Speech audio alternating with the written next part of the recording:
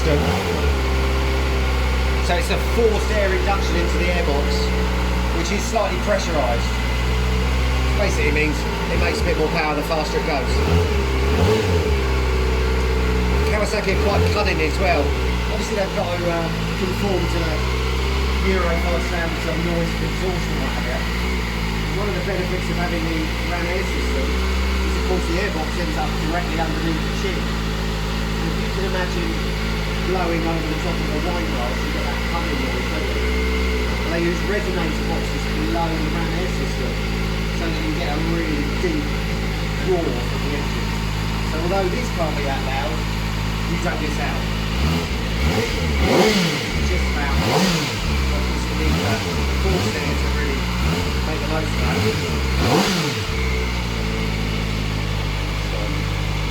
Supply is pretty limited at the moment. We just had 3 bites through so far, and I think, well, I don't know how many they've brought in, maybe 300 or 400, and essentially they're all sold. So we are in the lucky position where we've got one available. If you already one you know would like to buy one, I actually ordered one for myself, but I'm unfortunately going to be out of action as of next month for a few weeks. So the bike I ordered potentially is available for sale. We're probably the only dealer in the country that can say that, but yeah. Next year when the supply gets a little bit better, we will definitely be running a demonstrator. I'll be the first one on it. Might not see it here very much, it might be out and about most of the time. And I don't know whether you're all aware, but the British Superbike Championship next year are going to run a one-make series.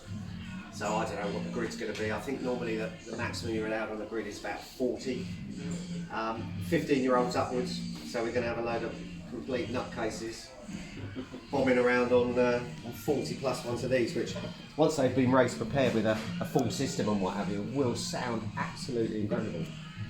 I'm sure you're probably all aware of the current 300 Super Championship with the 400 twins and what have you. It creates some brilliant racing, but I think this is going to sound so much better.